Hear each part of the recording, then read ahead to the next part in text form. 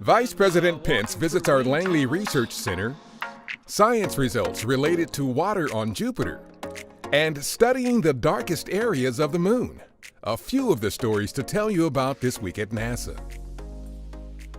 Vice President Mike Pence and our Administrator Jim Bridenstine visited our Langley Research Center in Virginia on February 19th to highlight work being done at Langley in support of our Artemis program, which plans to return astronauts to the surface of the moon.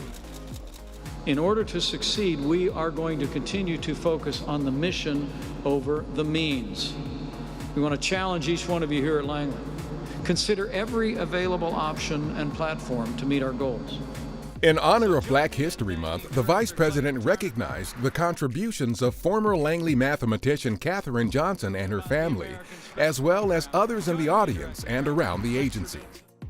The first science results from our Juno mission's investigation into the amount of water in Jupiter's atmosphere estimate that at the equator, water makes up about 0.25% of the molecules, almost 3 times that of the Sun.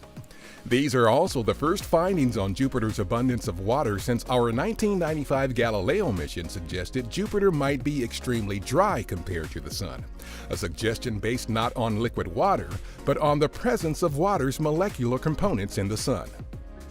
NASA has awarded nearly $1 million to 8 university teams through a competitive student challenge to build sample lunar payloads that demonstrate innovative ways to study permanently shadowed areas of the moon. Technologies designed to collect data, generate wireless power for future infrastructure, and enable autonomous mobility in these extreme environments could be used in preparation for landing the first woman and next man on the moon in 2024 through our Artemis program. This past week, we announced that more than 100 teams from around the world are expected to participate in our Human Exploration Rover Challenge, April 17th through 18th, near our Marshall Space Flight Center in Huntsville, Alabama. The annual event features student-built human-powered rovers navigating a course simulating terrain found on the Moon and Mars, as well as other planets, moons, and asteroids. On February 18th, Northrop Grumman's Cygnus cargo spacecraft arrived at the International Space Station loaded with more than 7,500 pounds of research and supplies for the crew on board the station. Northrop Grumman launched the Cygnus 3 days earlier from our Wallops Flight Facility in Virginia.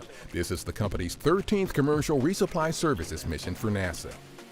That's what's up this week at NASA. For more on these and other stories, follow us on the web at nasa.gov/twan.